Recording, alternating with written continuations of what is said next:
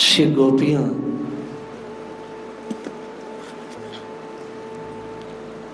भगवान को अपना मानती हैं,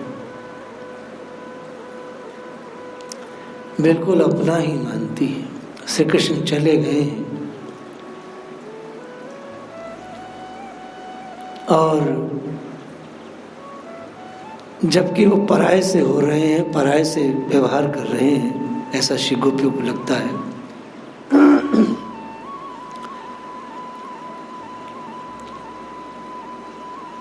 श्री किशोरी जी कहती हैं, मैं बाहर से ऐसा लगता है कई बार हमारे प्रेमी और हितैषी कहलाते हैं, लेकिन भीतर से अपना काज निकालने में बहुत चतुर हैं। उद्धव यहाँ थे तो बड़ी प्रीति दिखाते थे, वो पता नहीं क्यों ऐसे पराये से हो गए। पराये से हो गए। उद्धव मानो पूछ रहे हो कि हे महारानी, आपको कैसे कृष्ण पराये से लग रहे हैं? तो उदाहरण दे रही हैं, जैसे तोता जब तक पिंजरे में रहता है तब तक तो वही कहता है जो कहलाने वाला उसे कहलवाता है, लेकिन जैसे ही वो पिंजरे से छूटता है वैसे ही अपने कुल में जा मिलता है और पुरानी प्रीति का एक पल भी उसे याद नहीं आता। एक पल के लिए भी उसके हृदय में पुरानी प्रीति नहीं ठहरती। और कभी भी तोता भूल कर भी पिंजरे की ओर नहीं देखता है कि यहाँ हम रहते थे और हमसे कुछ लोग लाड़ लड़ाते थे। श्री कृष्ण का यही हाल है। यद्यपि हम उनके कपट और कपट व्यवहार को पूरी तरह समझ गए, फिर भी हमारा मन श्याम सुंदर को छोड़ता नहीं है, भूलता नहीं है। किशोरी जी कहती हैं, हालांकि मधुमक्खी जानती है कि मधु से उसका कोई काज पूरा नहीं हो सकता, लेकिन मधु से आसक्ति के कारण फिर भी मधुमक्खी मधु से लिपटी रहती है। हरिते भलो सुपति सीता को, जाके ब्रह जतने कीने सिंधु कियो बीता को।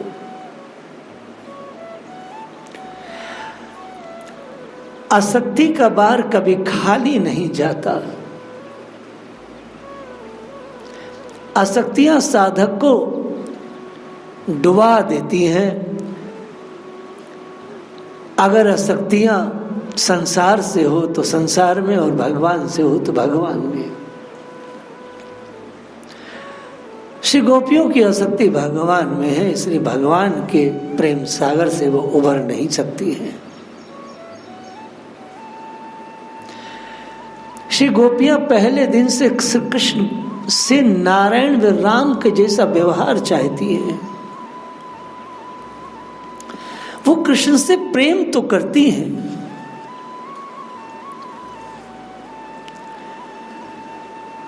लेकिन चाहती यह है कि राम और नारायण की तरह वह उनका पोषण करे।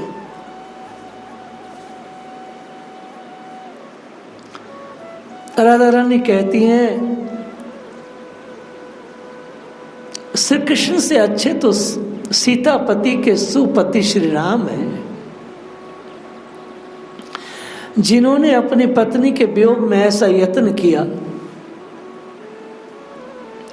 कि विशाल समुद्र को बित्ता भर का, अंगुल भर का छोटा सा कर दिया, जिसे पार करने में हनुमान जी को कठिनाई न हुई और न नील को बांधने में कठिनाई हुई, और ना ही राम जी को पार जाने में कठिनाई हुई।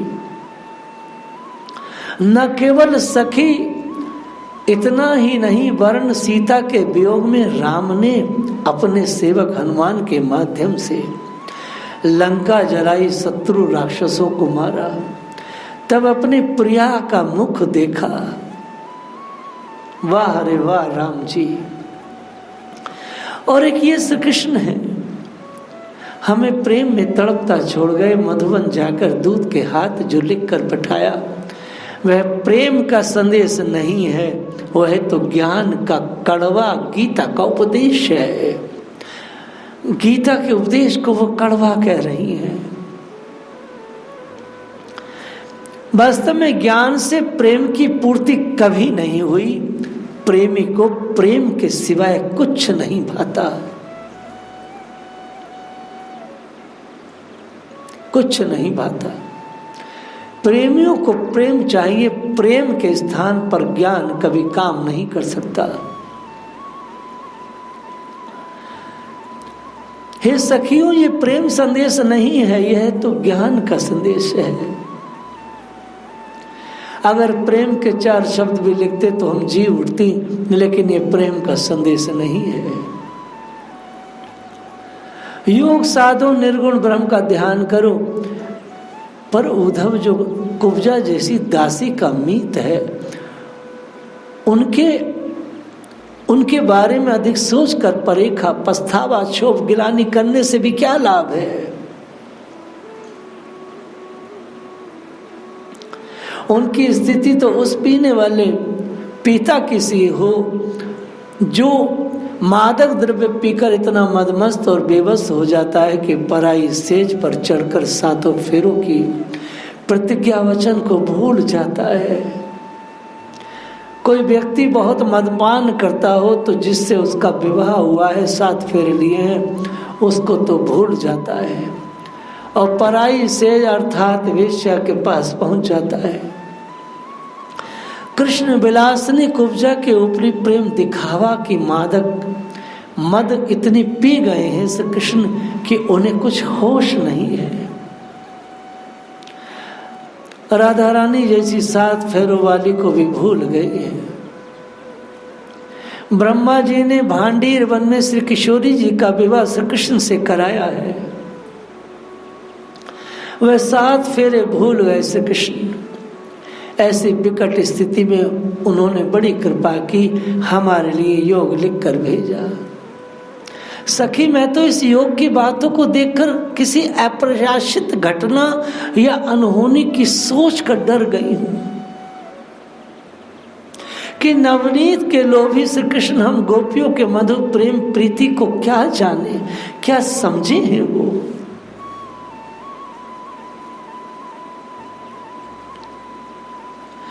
परम ब्रह्म से गोपियां अपने प्रेम को सींचने के लिए प्रेम से भरे शब्द ब्रह्म चाहती है, ना कि योग। परात्पर ईश्वर श्री कृष्ण से गोपियां अपने प्रेम का सिंचन चाहती हैं, अपने प्रेम से भरे उस जीवन को पर ब्रह्म से चाहती है कि वो शब्द ब्रह्म भेजे तो ऐसे भेजे जिससे प्रेम का सिंचन हो, प्रेम सूख न जाए। क्योंकि योग में तो सूखता है मनुष्य, प्रेम में तो फलता फूलता है।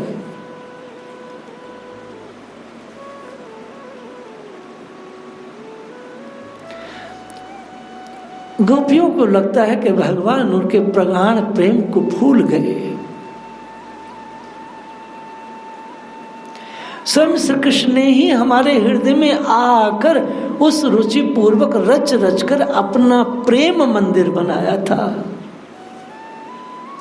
गोपियों को लगता है जिस पुराण पुरुष ने हमारे शरीर रूपी घर में प्रेम मंदिर स्वयं अपनी रुचि से बनाया था, उस घर को वो कैसे भूल सकते हैं। राधा रानी कहती है, घटना मैं बताती हूँ। एक दिन श्री कृष्ण के पास अपनी गाय दुहाने वन में गई, लेकिन बड़े जोर से वर्षा होने लगी। वर्षा में भीगी मुझ गोपी को उन्होंने अपनी कामरी उड़ा दी। इस प्रकार हमारे शरीर को उन्होंने अपना ही शरीर माना था। अब वे ही कृष्ण स्नेह नाते को भूलकर हमें योग लिख लिख कर भेजते हैं। उद्धव, तुम तो उनके बाल सखा हो, इसका कुछ तो उपाय बताओ। कोई समाधान तो निकालो कि कृष्ण योग न लिख के भेजे, कुछ प्रेम लिख के भेजे। वही पुराने नेह के नाते हमें प्यार करे। भला ये कौन सा सयानापन है कि हम प्रेमानुरक्ता गोपियों को योग लिखकर भेज रहे हैं और कुब्जा जैसी स्त्री को पटनारी बनाकर सभी सुख दे रहे हैं। कैसे हम उनके बिना जीवित रह सकती हैं? वास्तव में आसक्ति बहुत बड़ी चीज है, बहुत बड़ी चीज है। भगवान से हो जाए तो बेड़ा पार है। श्री गोपियों को परम आसक्ति है भगवान से। ओधो मन माने की बात, दाक छुआर छड़ी अमृत पल, विष कीरा विषखात। प्रेम की अनन्यता किशोरी जी के अलावा कौन जान सकता है?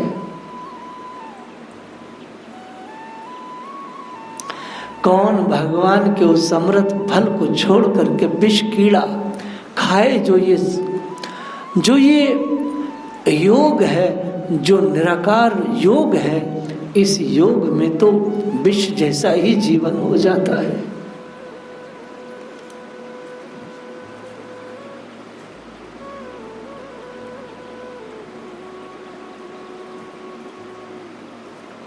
श्री राधा रानी आज दूसरे भाव में बोल रही है। इनका तो हर सांस कृष्ण चिंतन से व्याप्त है। इनका हर सांस जो है श्री कृष्ण चिंतन वे होता है। आज किशोरी जी भगवान के पक्ष से बात कर रही है। गोपियां लगातार नकारात्मक बातें कर रही थी, तो किशोरी जी ने आज लाल जी का पक्ष लिया है। आज गोपी परिषद में राधा रानी एक दूसरे भाव से अपना प्रवचन दे रही है। श्री किशोरी जी कहती हैं, सखी मुझे लगता है, सखी मुझे लगता है हरि इस डर से फिर लौटकर गोकुल नहीं आ रहे हैं शायद। गोपियों ने कहा, महारानी जी कौन सी ऐसा डर है जो भगवान नहीं आना चाहते? अही डर बहुरी न गोकुल आए, सुनी री सखी हमरी करनी, समुझी मधुपुरी छाए। अधरा तक ते उठी सब बालक मुही टेरेंगे आई, माँ तो पिता मुँह को पठवेंगे बनही चरामन गाई। ऐसा लगता है हरि इसी डर से फिर लौटकर गोकुल नहीं आना चाहते हैं, बल्कि हमारी करनी को समझकर मधुपुरी में ही छाए रहे हैं, अर्थात वो वहीं रहना चाहते हैं।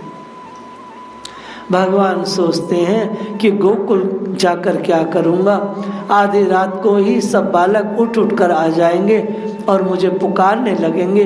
उनकी पुकार को सुनकर माता पिता भी मुझे गाय चराने वन में भेज देंगे। श्री कृष्ण सोचते हैं सूने भवन में फिर कोई स्त्री मुझ पर दधी माखन की चोरी का आरोप लगाकर रोक लेगी। श्री कृष्ण कभी कभी कहाँ पर जाते हैं, राधा रानी इस भाव को गोपी परिषद में प्रस्तुत कर रही है। राधा रानी कहती है, सूने भवन में कोई स्त्री मुझ पर दधी माखन की चोरी का रूप लगाकर रोक लेगी, पकड़ कर यशोदा के पास ले जाएगी और जबरन कहेगी नाचो और हमें गीत सुनाओ। छल के वचन सुना कर ग्वालिने फिर मुझे बांधेंगी और अनेक प्रकार के कष्ट देंगी।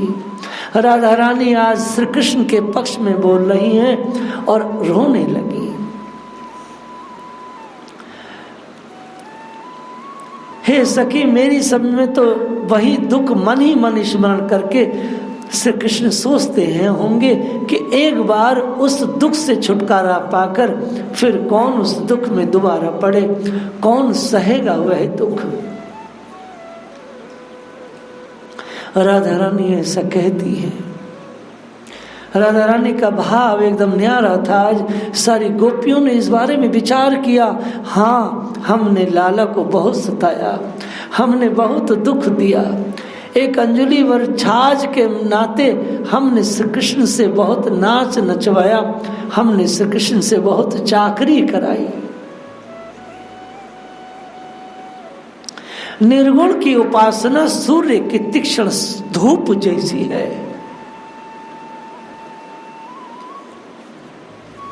निर्गुण की उपासना से जीव एकदम जल जाता है, सूख जाता है। सगुण ईश्वर की उपासना चंद्रमा की शीतल किरणों की जैसी है, जिसमें बहुत सुगंध है, बड़ा आनंद है, बड़ी शीतलता है, बड़ी सरसता है, सहजता है।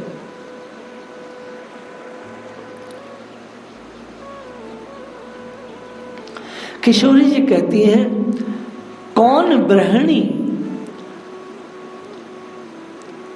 दुख को जाने, जो दुख मिल रहा है गृहिणियों को भगवान के जाने से। कौन ऐसी गृहिणी इस ब्रज में होगी सामरी सलोनी मूर्ति को छोड़कर ज्ञान योग का उपदेश स्वीकार करेगी। कौन ऐसा ब्रज में है जो सामरे के प्रति अपने प्रेम की गहनता को ना समझता हो। कौन ऐसा है जो गहराई तक डूबा ना हो। उस श्याम प्यारे की उस सलोनी मूर्ति में कौन नहीं डूबा है। अरे उद्धव, कोई संसार में ऐसा हो सकता है कि कुमुदनी और चकोर चंद्रमा को ही देखकर मुदित होते हैं, वे सूर्य को लेकर क्या करेंगे। कोई संसार में चकोर चंद्रमा और कुमुदनी ये कोई सूर्य के प्रति खुश नहीं रहते। चातक सदा ही स्वाति जल का सेवक है, बिना स्वाति जल के तो वह दुखी ही हुआ करता है। एक बात बताएं आपको, भौरे, कुरंग, कौवा और कोयल, इन सबको बड़े बड़े कवियों ने सच में ही कपटी बताया है। ये चारों के चारों कपटी हैं। भौरा भी कपटी है, कुरंग और कौवा और कोयल। इन कालों के चाहे तुम अपना सर्वस्व ही क्यों ना दे दो, पर ये काले किए हुए का उपकार कभी नहीं मानते। चाहे तुम इन्हें कुछ भी दे दो, ये तुम्हारे कभी नहीं हो सकते। श्री कृष्ण को हमने हृदय से प्रेम किया, पर बदले में उन्होंने दिया क्या? केवल ज्ञान योग का हृदय विदारक उपदेश। किशोरी जी कहती है, सर्वस्व लुटाने के बाद भी प्रीतम ने ज्ञान योग दिया जो हृदय को चीरता है, हृदय में कष्ट देता है। जैसे भौरा है, भौरा कभी कमल की परवाह नहीं करता, हटा तो हटा। कुरंग नहीं करता, कौवा और कोयल भी ऐसे ही है, ये किसी के वफादार नहीं होते।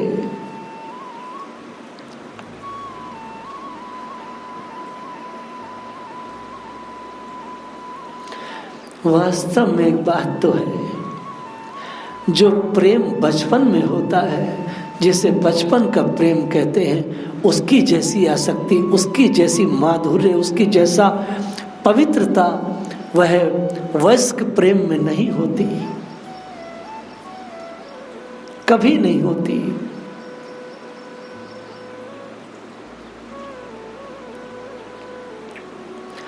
राधा रानी कहती है, बताओ बचपन का प्रेम भला किसी प्रकार छूट सकता है कोई? संसार में कौन ऐसा है जो अपने बालपन के प्रेम को भुला दे? दुनिया में कोई भी बचपन के प्रेम को नहीं भुला सकता। श्री कृष्ण के प्रेम में चरित का स्मरण आते ही राधा रानी का हृदय अपार व्यथा से भर जाता है। वो विचार करती हैं, प्रीतम की वह प्रेम दृष्टि, वह मनोहर चाल, वह मनोहर मुस्कान, मंद मंद गति से, मंद मंद ध्वनि से गायन, नटवर भेष धारण कर श्री किशोर का वह प्रेम में विनोद, वह आकर्षण रूप, वन से ब्रज की ओर आना, हमारे मन को आज भी रोमांचित करता है।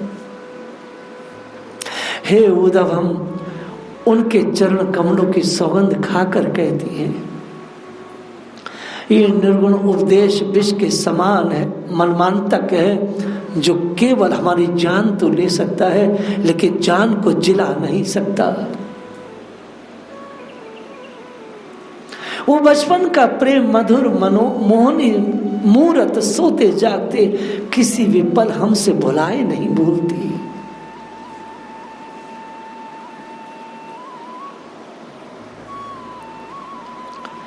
किशोरी जी ने एक बात कही, देखो भैया अब तुम जा रहे हो तो श्री कृष्ण से एक बात कह देना,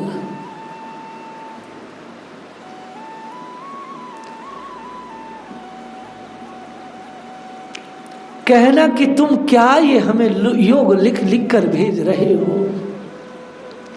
अब हमारा शरीर तो हमारा रह नहीं गया है, अब तो हम मन बन की ही होकर रह गई हैं। हम तुम्हें कभी इस वन में ढूंढती हैं, कभी उस वन में ढूंढती हैं। हमने कभी वनों में सभी वनों में ढूंढ लिया, यहाँ तक कि मधुबन की सकल वन बेलियों में ढूंढ लिया। वृंदावन में तो ढूंढते ढूंढते हार गई हैं, लेकिन कहीं भी मोहन की कोई खोज खबर नहीं मिली है।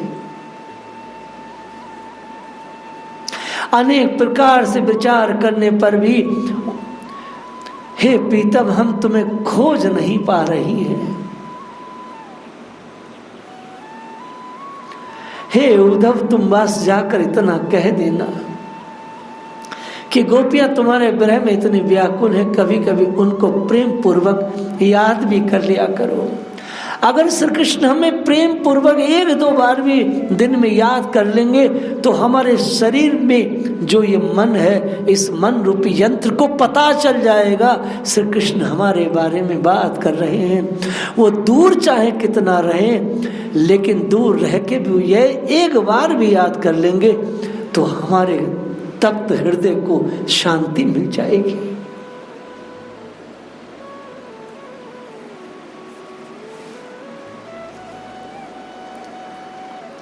राधा रानी कहती है, मैं उन ब्रजवासी गोपियों पर निछावर जाती हूँ, उन ब्रजवासी गोपियों पर निछावर जाती हूँ जिनके साथ श्री गिरधारी सदा आनंद कीड़ा करते रहते थे। वे किसी के घर माखन चुराते, किसी के मार्ग को रोक कर दान लेते, किसी के साथ गाय चराते। वास्तव में श्री हरि की लीला अकथनीय है। किसी के साथ वे यमुना तट पर किसी को बुलाकर बांसुरी सुनाते, कभी मुझे बुलाते किसी सखी के द्वारा, जाओ राधा को बुलाओ। श्री कृष्ण के इन चरणों को बारंबार बलिहारी जाती हूँ। ब्रज का यह नित्य सुख मुझे बहुत अच्छा लगता है, बलिहार है इस ब्रज को। श्री किशोर जी को बहुत आवेश है। हम तो इन मोरों को बलिहारी जाती हैं जिनकी सुंदर चंद्रिकाओं को गोवर्धनधारी कृष्ण अपने माथे पर धारण करते हैं।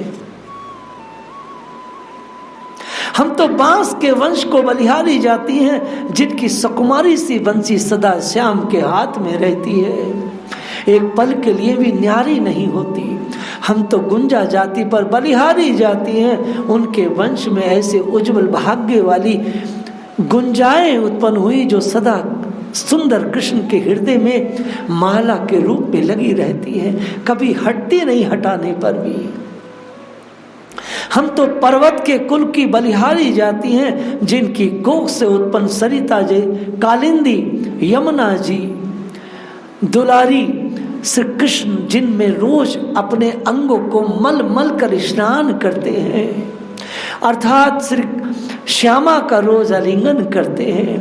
धन्य है कालिंदी, धन्य है कालिंदी का पुलीन और धन्य है कालिंदी का जल। हे उद्धव, वृंदावन की ये पवित्र भूमि धन्य है, बलिहारी जाती हूँ। ये भाग्यशाली हैं, एक एक कण कण लता पता भाग्यशाली इस ब्रज मंडल का। बलिहार बलिहार। कृष्ण से मिलकर भी शाश्वत रूप से ये यमुना मिल गई है, अर्थात काली हो गई है, लेकिन श्री कृष्ण हमें तड़पता छोड़कर मथुरा चले गए हैं। राधा रानी का दैन्य बहुत ऊंचा है, बहुत ऊंचा है। अगर भक्ति में दैन्य है तो ईश्वर साथ है, ईश्वर प्राप्त है, कभी ईश्वर मनुष्य को छोड़ नहीं सकता। स्वामी राम सुखदास जी यही कहते थे, परम पूज्य डोंगरे जी भी यही कहते थे, सदगुरुदेव राधा गोविंद गोस्वामी महाराज तो राधा रानी तो उनकी प्राण ही है जीवन भर।